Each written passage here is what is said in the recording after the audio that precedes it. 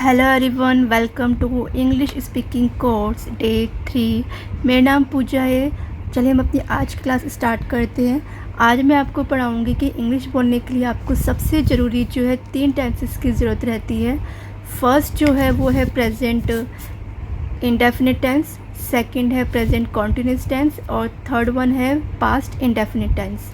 आज जो है हम सिर्फ बात करेंगे प्रेजेंट इंडेफिनिट टेंस की।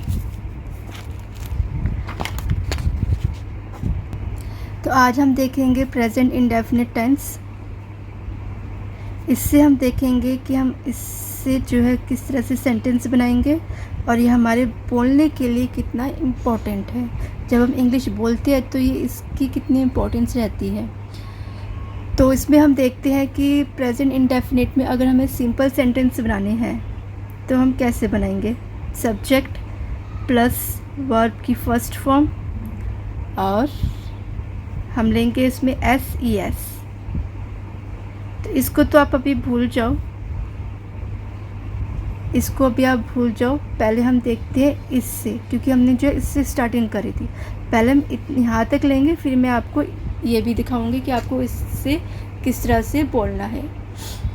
तो जैसे फर्स्ट हम वर्ड ले लेते हैं। लास्ट क्लास में जैसे हमने वर्ड लिया था वो तो मुझे ध्यान नहीं है। चलिए हम कोई नया वर्ड लेते हैं। जैसे हमने वर्ड लिया, सब्जेक्ट लिया हमने फर्स्ट ही, वर्ब की फर्स्ट फॉर्म ली हमने जैसे कि प्ले। अब ये जो है यहाँ पे प्ले के साथ जो है एस आएगा, क्योंकि यहाँ पे सब्जेक्ट जो है वो हमारा ही है। अब यहाँ पे एस और ES देखिए किसके साथ आता है। एस जो आता है वो आता है ही के साथ, शी के साथ, इट के साथ और कोई नेम हो, कोई भी नेम हो सकता है। पूजा, आरती, ज्योति, रचना, कोई भी मेल फीमेल नेम, कोई भी नाम हो उसके साथ जो हम SES लगा लेंगे, क्योंकि ये जो है सिंगुलर है। मेन पॉइंट जो है इसका ये सिंगुलर के साथ आता है। ठीक है, तो अब ये जो हो गया ही प्लेस। अब हम अगर ऑब्जेक्ट लेते हैं, जैसे हमने लिखा ही प्लेस विद बास्केट, कि वो बास्केट के साथ खेल रहा है, तो ये हमारा जो है ऑब्जेक्ट हो गया। ये हो गया हमारा सब्जेक्ट, ये हो गई हमारी वर्ब की फर्स्ट फॉर्म विद SES और ये हो गया हमारा ऑब्जेक्ट। तो इस तरह से जो है हम एक सेंटेंस बनाएंगे, ये कंप्लीट हमारा सेंटेंस हो जाएगा। अगर इसमें हम डू और डज भी ऐड करते हैं, फॉर एग्जांपल इसमें हम डू और डज भी ऐड करते हैं, तो किस तरह से लिखेंगे हम इसको। सब्जेक्ट प्लस डू डस, फिर आ जाएगी हमारी वर्ब की फर्स्ट फॉर्म। अब हम देखते हैं कि डू और डस हम किस में यूज़ करेंगे। तो डू जो है हम यूज़ करते हैं प्लूरल नाउन के साथ।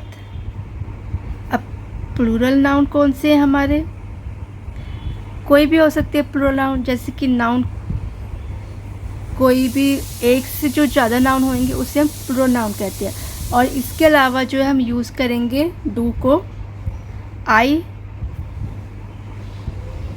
वी, यू और दे के साथ। और डज हम किसके साथ यूज़ करेंगे। डज हम यूज़ करेंगे सिंगुलर नाउन के साथ, मतलब कि जो सिर्फ एक नाउन हो,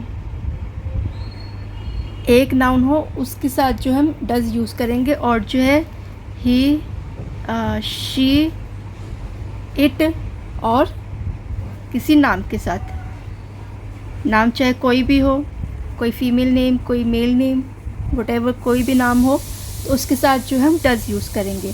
अब इससे जो हम सेंटेंस बनाते हैं, तो सेंटेंस हम कैसे बनाएंगे। फॉर एग्जांपल जैसे मैं लिखती हूँ आई डू माई होमवर्क, तो इसमें देखिए आई के साथ डू आया। मैंने आपको बताया था डू कब आता है, आई के साथ। तो I do my homework, simple sentence हो गया। अब अगर हम डज के साथ बनाएं तो डज किसके साथ बनेगा, ही, शी, इट और नाम के साथ। तो मैंने शी लिया यहाँ पे, तो हम लिखते हैं शी डज द होमवर्क, मतलब कि वो जो हाउस वर्क, मतलब कि वे अपना काम, अपने घर का काम करिए। घर का काम कुछ भी हो सकता है, झाड़ू लगाना, पोछे लगाना, खाना बनाना, बर्तन धोना, वटेवर जो भी हाउस के काम होते हैं। She does the house work, I do my homework. तो आई के साथ डू आ गया, शी के साथ डज़ आ गया। तो ये तो हो गया डू और डज़। अगर डू और डज़ के साथ जो है अगर हमने जो है डू और डज़ के साथ जो है अगर हम नॉट भी यूज़ करें तो कैसे यूज़ करेंगे? तो इसे जो है हम सब्जेक्ट प्लस डू डज़, फिर उसके साथ आ जाएगा नॉट, और ये आ जाएगा वर्ब की फर्स्ट फॉर्म। तो इसे हम कैसे यूज़ करेंगे? जैसे कि मैं लिख देती हूँ, I do not like spicy food, मतलब कि मुझे स्पाइसी फूड पसंद नहीं है। तो यहाँ पर आ गया आई सब्जेक्ट, आई के साथ हम क्या लेंगे? डू। अभी हमने जो नेगेटिव बनाया क्योंकि हमने नॉट यूज़ करा है, तो यहाँ पर आ गया नॉट, फिर आ गया like spicy food, I do not like spicy food, मुझे स्पाइसी फूड पसंद नहीं है। अगर हम इसे डज़ के साथ यूज़ करें तो डज़ में हम क्या लेते हैं? ही ले लेंगे इस बार हम, क्योंकि पिछली बार हमने शी लिया था, इस बार हम ही लेते हैं। ही के साथ क्या आएगा? यहाँ पे देखिए, ही के साथ आएगा डज़, तो हमने लिया यहाँ पे does. He does not study much, वह ज़्यादा पढ़ाई नहीं करता। तो इसके साथ जो हमने डज़ के साथ नॉट, ही के साथ जो हमने डज़ लिया, तो ये जो हमारा हो गया डू डज़ के साथ। अगर जो है हमें क्वेश्चन मतलब कि इंटेरोगेटिव सेंटेंस बनाने हैं तो हम इसे कैसे बनाएंगे? तो इसे हम बनाएंगे, डू डज़ जो है हमारा आ जाएगा पहले हम लिखेंगे डू डज़, फिर आ जाएगा हमारा सब्जेक्ट, फिर आ जाएगी हमारी वर्ब, और फिर उसके बाद आ जाएगा ऑब्जेक्ट। तो इसे हम देखते कैसे बनाएंगे। अब जैसे कि मैं आपको पढ़ा रही हूँ और मैं आपसे पूछूँ डू यू अंडरस्टैंड, तो आप कहेंगे यस आई एम अंडरस्टैंड। तो मैं इसको कैसे बोलूँगी? डू यू अंडरस्टैंड, लास्ट में हम लगाया क्वेश्चन मार्क, तो डू यू अंडरस्टैंड, पहले आ गया डू, अब डू के साथ हम क्या लेते हैं? यू, तो डू यू अंडरस्टैंड।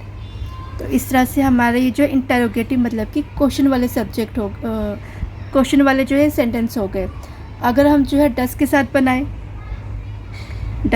बनाएं तो हम क्या लेंगे यहाँ पे? डज़ ही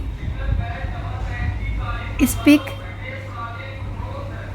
इंग्लिश, क्या वह इंग्लिश बोलता है? डज़ है इसलिए हमने साथ में ही लिया, डज़ ही स्पीक इंग्लिश। तो इस तरह से हमारा जो है डज़ के साथ जो है इंटेरोगेटिव सेंटेंस बन गया। तो ये जो इस तरह से हमारे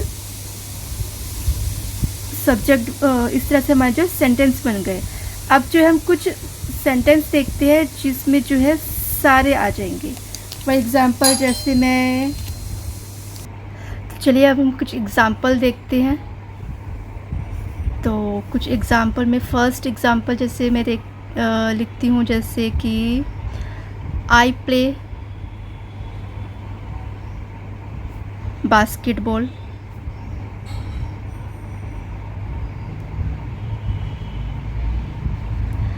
आई प्ले बास्केटबॉल। तो ये जो हो गया सिंपल सेंटेंस हो गया।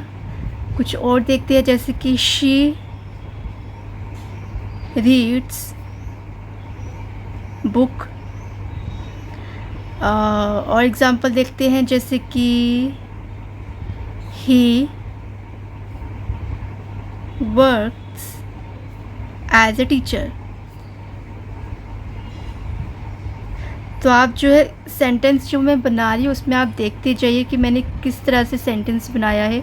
जैसे कि फर्स्ट सेंटेंस है आई प्ले बास्केटबॉल, ये जो है सिंपल सेंटेंस हो गया। शी रीड्स बुक, इसमें जो है मैंने SES यूज़ करा है।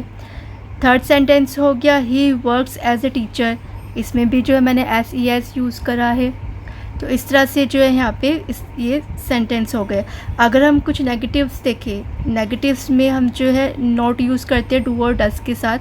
तो फर्स्ट वर्ड जैसे मैं देख लेती हूँ कि आई डू नॉट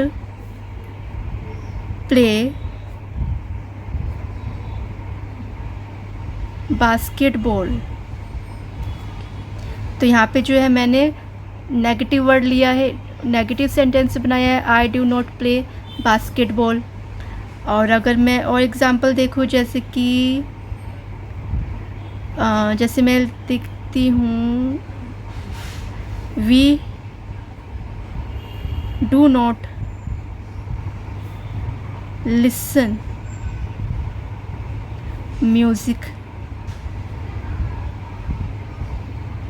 तो ये जो है नेगेटिव सेंटेंस हो गए। अगर मैं देखूँ इंटरोगेटिव में, मतलब कि क्वेश्चन वाले जो होते हैं उसमें अगर देखूँ, जैसे कि डू आई प्ले बास्केट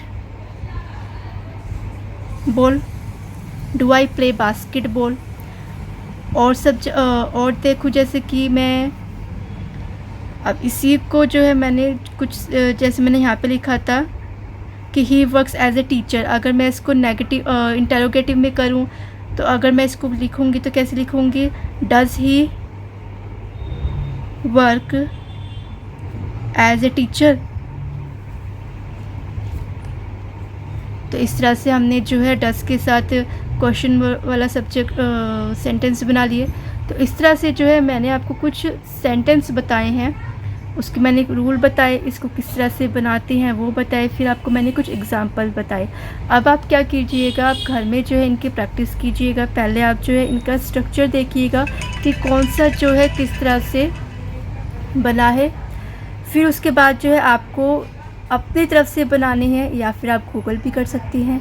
तो आप जो है इस तरह से प्रैक्टिस कीजिए प्रेजेंट इंडेफिनिट टेंस की, और कुछ वर्ड्स लीजिए जिससे जो है आप जो है सेंटेंस बना सके। सिंपल में बनाइए, नेगेटिव में बनाइए, इंटरोगेटिव में बनाइए। इस तरह से जो है आप बनाएंगे तो आप और अच्छी प्रैक्टिस कर पाएंगे, और आप जो है प्रेजेंट इंडेफिनिट टेंस में जब आप बोलेंगे सेंटेंस तो आपको और अच्छे से प्रैक्टिस होगी। तो मिलते हैं नेक्स्ट वीडियो में प्रेजेंट कॉन्टिन्यूस टेंस के साथ और उसके कुछ एग्जांपल्स के साथ। तो तब तक जो है आप प्रैक्टिस कीजिए अच्छे से। तो bye bye, take care and keep practice.